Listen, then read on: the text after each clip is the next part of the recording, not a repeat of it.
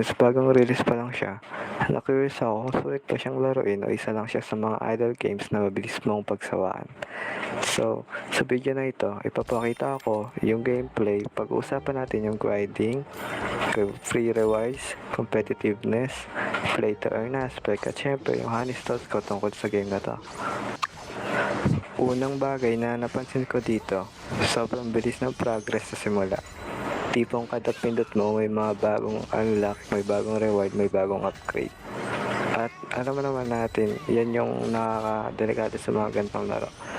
Sabihin mo sa sarili mo na 5 minuto lang tapos maya mata, 1 oras ka pa lang nakatitig sa screen. Kahit idle game siya, may satisfaction pa rin kapag nakita mong lumalakas yung team mo. Tumataas yung damage, dumadami yung reward, tapos gusto mo pang itulak ng kaunti para ma-unlock yung mga susunod. Hindi siya mga klaseng game na sobrang hirap laruin, pero nakakuha siya ng feeling na lagi mong gustong habulin. Isa pa sa napansin ko, medyo competitive din yung game lalo na kapag tinignan mo yung rankings. Alam mo yung feeling na okay na sana yung progress mo, tapos makita mo yung ibang player na sobrang layo na agad. Mapapalaro ka talaga para makahabol eh. Lalo na yung mga bago pa yung server, parang gusto mong samantalahin yung pagkakataon na mauna bago tumami yung mga whale o heavy spenders. Ngayon, pagdating naman sa rewards, mukhang generous naman sila sa simula. Maraming laging rewards, missions, at kung mahilig kayo sa summoning, medyo satisfying yung dami ng pulls na makukuha mo sa early game. Sa totoo lang, minsan mas exciting pa yung summon kaysa sa actual gameplay. Yung tipong isa na lang, baka ito na yung SSR, yung epic legendary thing, tapos biglang wala pa rin. Pero at least hindi ka agad binabarat sa umpisa.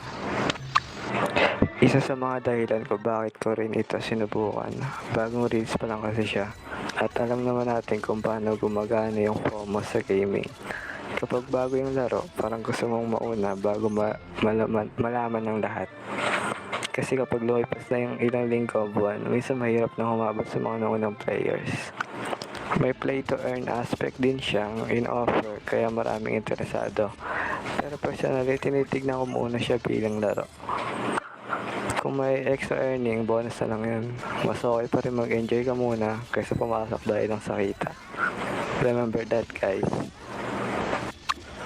Overall, masasabi ko, okay naman yung idle fantasy, lalo na kung mahilig kayo sa idle games at progression based sa gameplay. Napakaganda na itong laro, nakaka-enjoy. Hindi siya revolutionary o totally unique, pero nagagawa niya itong maayos yung mga bagay na ina-expect mo sa ganitong genre.